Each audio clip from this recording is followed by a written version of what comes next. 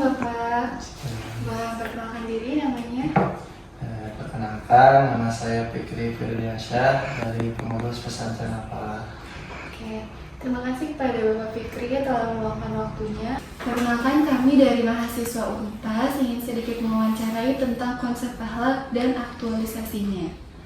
Oke, mulai pertanyaannya. Oke, baik. Izin bertanya kan, apa sih pengertian akhlak menurut pesantren ini? Paling secara garis besarnya, terima kasih sudah datang ke pesantren ini. Saya bagian dari pengurus ya, yang kesehariannya memang tidak selalu mengajar, tapi ada jadwal mengajarnya meskipun tidak tiap hari. Terkait dengan akhlak itu sendiri, bukan menurut pesantren ya. Menurut sependek pengetahuan saya terkait dengan akhlak ini adalah perilaku yang lahir dari kebiasaan. Maksudnya adalah perilaku kita yang lahir dari kebiasaan-kebiasaan yang pernah kita lakukan setiap harinya. Nah, dalam menurut satu kitab juga bahwa akhlak ini adalah sifat yang melekat atau yang menetap di dalam hati atau di dalam diri seseorang yang melahirkan perilaku tanpa berpikir terlebih dahulu. Nih contohnya, nih akan tetehnya di depan mata misalkan ada sampah, apakah mikir dulu ini buang atau enggak ya? Nah itu jadi sifat yang melekat melakukannya itu tanpa mikir dulu gitu. Nah itu akhlak yang melekat, maksudnya itu mungkin itu terkait dengan akhlak. Bertanya kan untuk kegiatan Tanya kedua nih.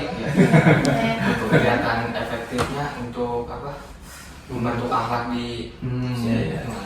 Terkait dengan kegiatan efektif ya, mungkin kalian juga udah paham terkait efektif atau enggaknya itu biasanya harus berdasarkan penelitian. Nah, apakah kegiatan ini efektif atau enggak?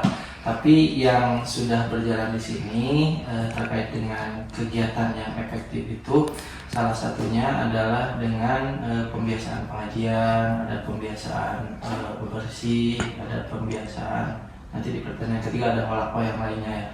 Mungkin pembiasaan itu yang dilakukan untuk membentuk atau yang biar efektif kan. Nah, sementara ini yang efektif itu sih. Jadi dari pengajian, pembiasaan pengajian, tarbiyah, bersih dan juga halaqah gitu. Baik Pak, ada pertanyaan, izin bertanya.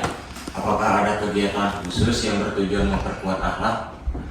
Untuk tujuan secara khusus itu nggak ada ya, untuk khusus untuk membentuk akhlak itu sendiri, tapi dimasukkannya ke kegiatan pengajian. Nah contoh di dalam pengajian itu ada pembelajaran ta'lim atau ada pembelajaran bidayatul hidayah. Nah di dalamnya mencakup kegiatan-kegiatan atau materi-materi yang berkaitan dengan akhlak. Gitu.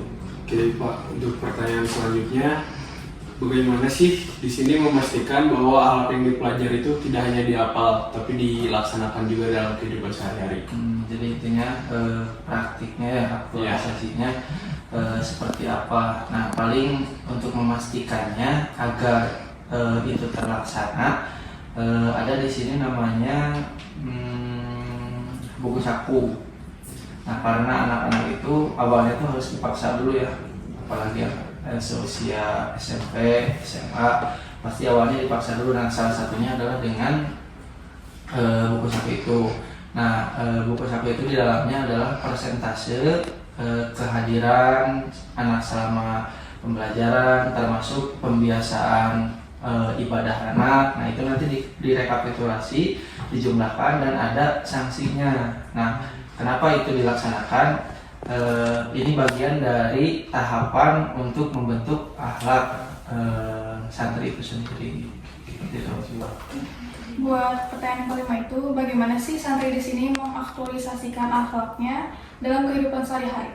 Dalam kehidupan sehari-hari yang sudah berjalan untuk aktualisasi dalam kehidupan nyatanya, khususnya di sini ya. Kalau di rumah juga kami juga tidak bisa memantau. Untuk di sini adalah contoh kecilnya adalah kebersihan. Nah kebersihan itu kami jadwalkan di setiap hari ada jadwal piket dari masing-masing asrama. Nah, ini untuk mengaktualisasikan yang tadi. Termasuk juga ada di sini latihan pidato misalkan Mahadoro. Nah, itu di dalamnya adalah bisa memuat materi-materi tentang akhlak. Nah, itu bagian dari praktik menyampaikan terkait apa yang mereka ketahui tentang akhlak itu sendiri. Gitu.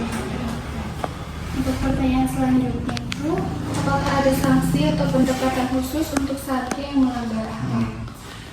Berarti kalau melanggar akhlak tuh, coba melanggar akhlak itu seperti apa menurut kalian? Contohnya tadi Pak ya, kata Bapak salah satu akhlak di sini tuh kegiatan bersih-bersih. Ada santri yang keluar sampah sembarangan, sanksinya itu. Kayak salah satunya ya, betul sekali, itu salah satunya yang sampah sembarangan atau yang tidak menghapus. Untuk sanksinya itu sendiri yang dilakukan di pesantren ini adalah salah satunya menulis rawi. Jadi ada selain sanksi ada pendekatan. Yang pertama sanksi dulu. Terkait dengan sanksinya ini adalah menulis rawi atau berjanji. Jadi contoh misalkan apa ngetutnya dalam 1 minggu melanggar berapa kali atau kurang dari presentasi kehadiran atau sholat berjamaah misalkan. Nah, nanti anak kalau misalkan kurang dari 75% nanti menulis berjanji. Jadi tidak ada seperti push up kayak gitu itu enggak, tapi menulis tergantung presentasinya berapa. Ada yang menulisnya 1 rawi, ada 2 rawi, ada 3 rawi. Terus terkait dengan pendekatan, pendekatan ini dilakukan paling 1 minggu sekali melalui yang tadi halaqah kumpulan evaluasi mingguan dari setiap asrama. Jadi kumpul mereka diobrolkan bersama dengan wali asramanya terkait dengan kehidupan sehari-harinya, kesalahan dan lain sebagainya, evaluasi dan refleksi di situ. Kayak gitu. Yang tadi ya. Baik, untuk pertanyaan terakhir, seberapa besar pengaruh lingkungan pesantren, aturan, kultur atau kebiasaan terhadap pembentukan akhlak? Kalau ditanya seberapa berpengaruh, berarti jawabannya itu harus angka ya. Nah, kalau bicara dengan pengaruh itu sangat berpengaruh sekali. Contoh nih, di pesantren ini bersatu heterogen antara pesantren terus sekolah.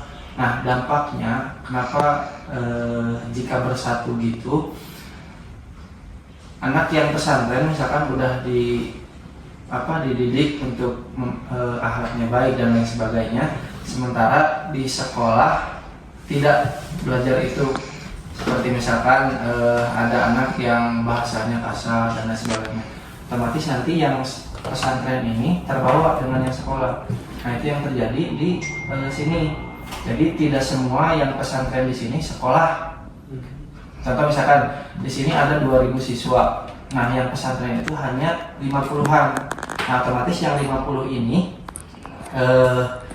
ketika 50 ini kita belajar akhlak dan lain sebagainya di pesantren ini, tapi masuk ke lingkungan yang kurang baik, nah itu juga sama bakal terbawa. Jadi pengaruhnya besar banget gitu.